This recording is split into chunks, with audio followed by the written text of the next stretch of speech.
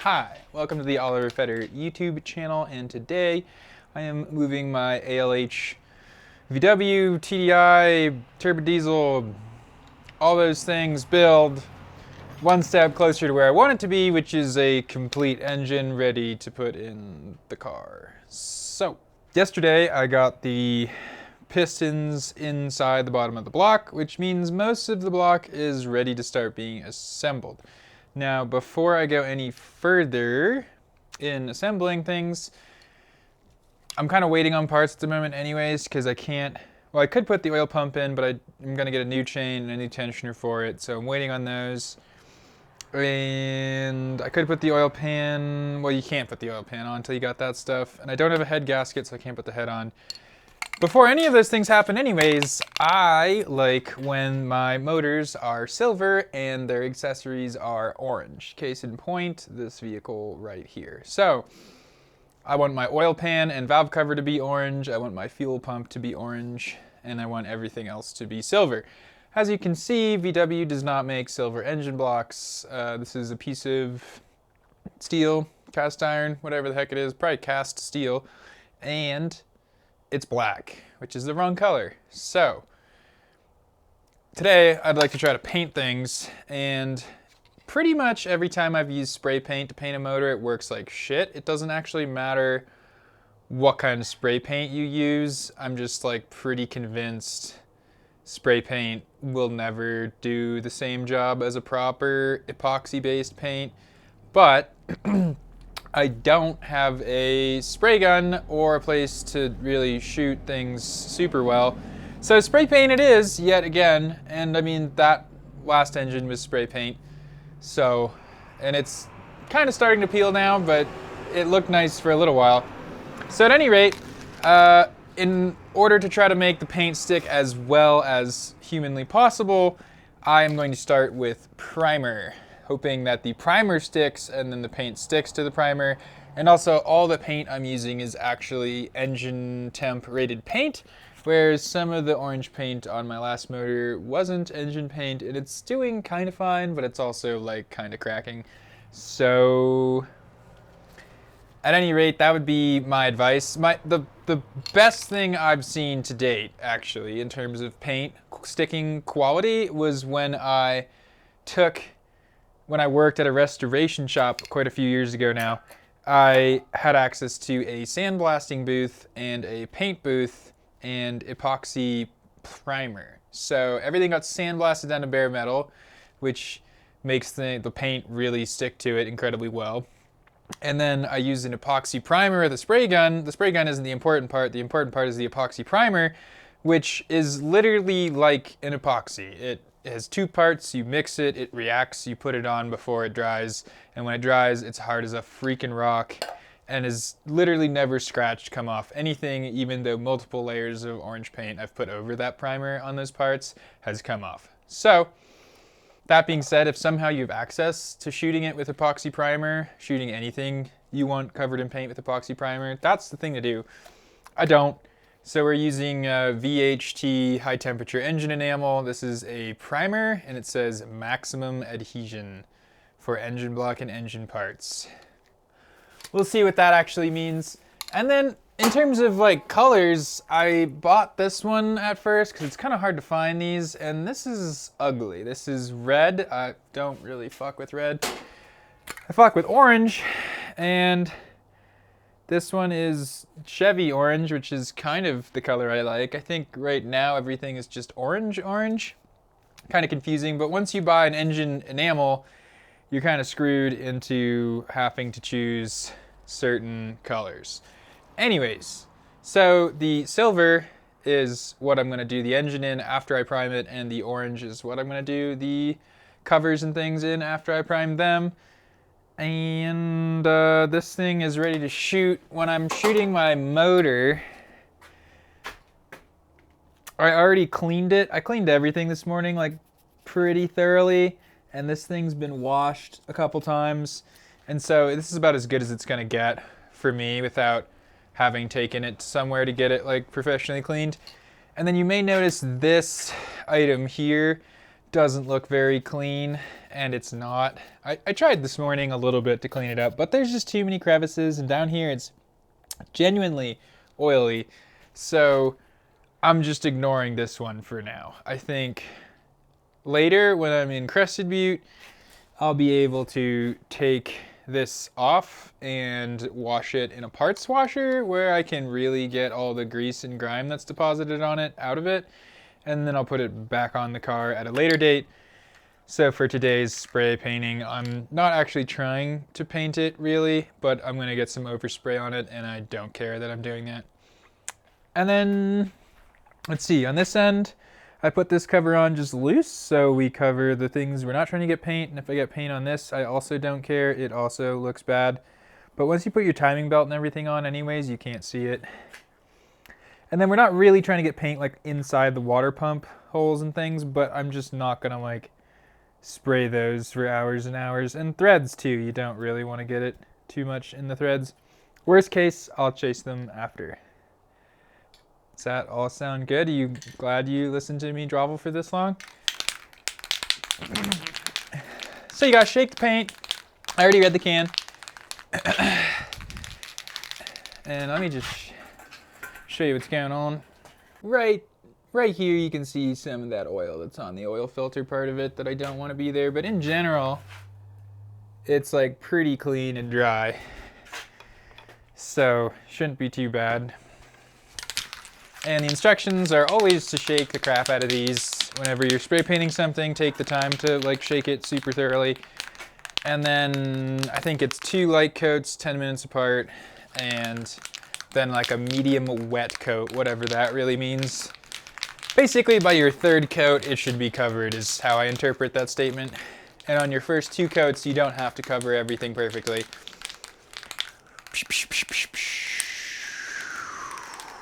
I almost thought about not doing this because it honestly looks like the black paint's in pretty good shape, but we're just gonna do it anyways. And then outside I have my oil pan and valve cover ready to go, so we'll paint those too. Okay. I guess I'm gonna back the camera up just a smidge. Okay. Not trying to get paint on the camera. Oh geez. Oh wow.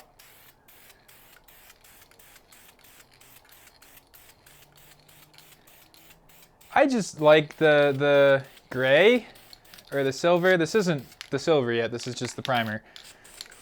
Because I feel like it really lightens up an engine block, whereas black just kind of hoards grease and things. And of course it gets greasy anyways, so then realistically all I end up with is a silver grease covered engine block, but that's for me, you know? That's what I want.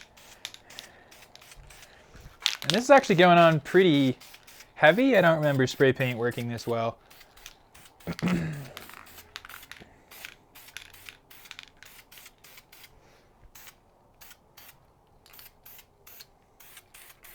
And when I'm getting down here, I really am not trying to spray the bottom. I haven't covered the bottom of the engine at all.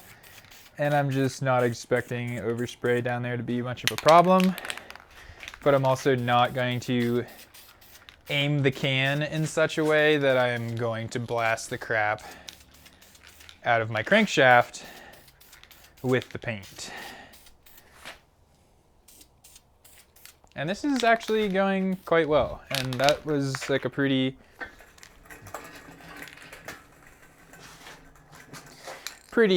quick coat. I remember spray paint being worse. It's come a long way. And like, look how like dark and crummy this looks, and then we're just gonna do this.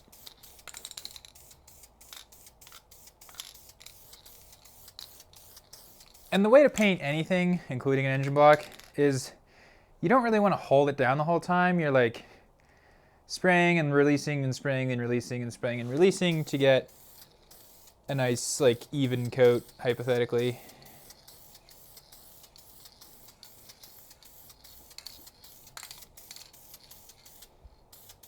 Oops. I'm gonna take this out anyways later and replace it with a plug because I don't think I'm gonna be able to get my turbo oil to drain back in there. But it is actually kind of worth mentioning, I didn't cover any of the threads. And that's like a little bit not ideal. You'd probably want to cover some of your threads.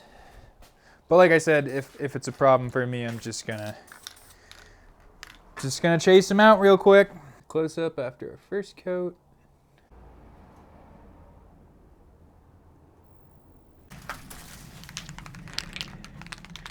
The oil pan in particular, I had to spend some real time cleaning. I didn't actually bother filming cleaning because I figured it's not that fun to watch, because it's really not that fun to do either.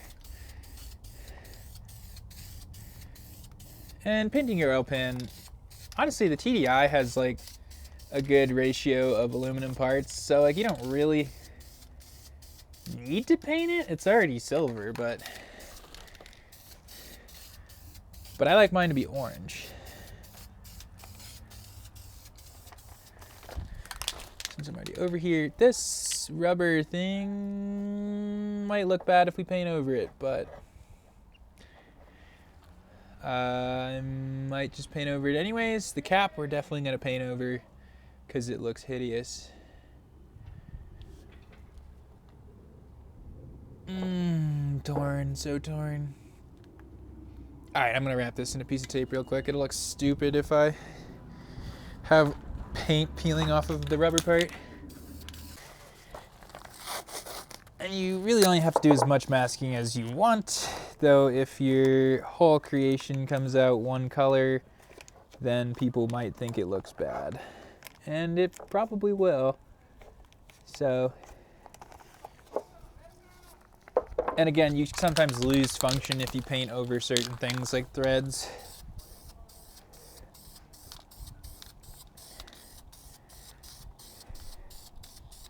Castrol, we don't use that here. I'm sure it's fine. It's interesting they put Castrol on the freaking valve cover cap, but they can't tell you what weight oil to use. You have to look that up in the manual. I mean, we all know why that's the case, but... And we might as well get the camshaft pulley while we're at it. I'm still undecided on whether I'm going to run a timing cover or not. I understand the practicality of them, don't get me wrong. But I just hate how they look. They look frumpy and stupid. And also, I've never had a timing cover on my current VW, and it's never been a problem. So I don't really understand why I would start to use one out of pure hypothetical. That's kind of silly. So it's now been long enough that we can shoot our second coat on this guy. Again, these are light coats. We're not going nutso. And kind of spending time getting it in the nooks and crannies more than everywhere occasionally is good.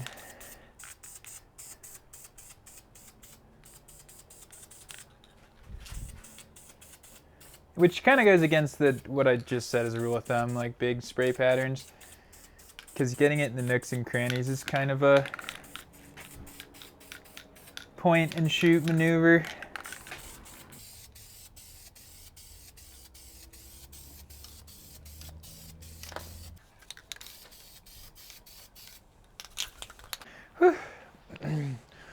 Alright, we're back at it for one more coat, and we're just about running out of paint too, which is working out pretty well. I'm surprised. I kind of bought the can to paint the block, and it actually is enough to prime everything I wanted to prime, and this coat is supposed to be medium wet, whatever that means. So a little heavier. And I mean, not to state the obvious here, but when you're going for a wet paint coat,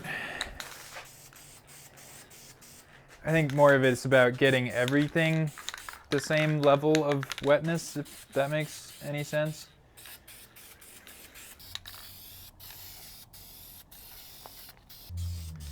One other drawback to painting things with fasteners on them, even like that one, is that the paint does add thickness. So when you go to put your 17 mil socket or whatever it is back on it for the first time, it probably won't go on nicely. And I haven't really found a good way around this. Like, I want my fasteners, sometimes I want my fasteners to be painted, but then as soon as you paint them, they are the wrong size. So I guess you could buy half-size sockets. You could not paint your fasteners. Or you could just use stainless steel fasteners for everything, and then your fasteners would just be shiny, I guess. It's not so bad. Here we go. We're gonna get a finish check. Let me get my focus dialed in. There we go. So this is after 3 coats. Pretty nice looking. Not bad at all. And here's the engine block. Gotta brighten this baby up a little bit. Yeah. That's just rattle can. Look how nice that looks.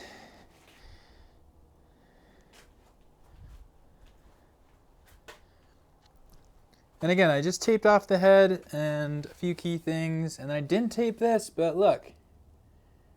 So long as you're spraying down, there's no overspray, it's fine. So, the paint I'm gonna top coat this with is more of like a silver.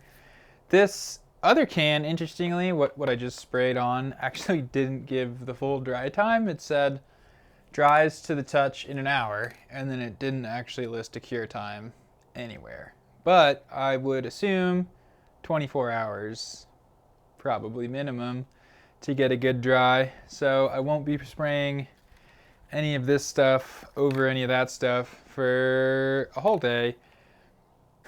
Okay, another day, another dollar. Primer is here and dried, and it looks lovely. Silver. This is Rust-Oleum, which I'm putting over VHT, which is probably less than ideal, but whatever. I put the oil pump on yesterday, and I didn't think about the fact that it actually hangs below the deck quite a bit, so I had to cover it because I'm otherwise gonna get spray paint all over it. Here we go. Oh, careful. Nope, okay, it's the tip on this one is red, and I thought for a minute that was the orange paint. Okay, here goes nothing. And this one's gonna be a little harder to see. I think the main difference between the primer gray and the silver is really the sheen, because other than that, it's pretty much the same color. And for the record, the VHT paint had a way comfier tip to press on, if you care about things like that.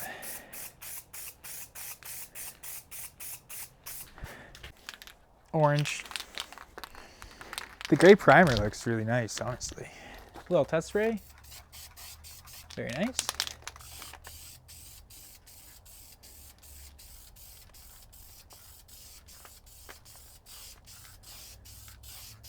A little easier to see the difference in this coat.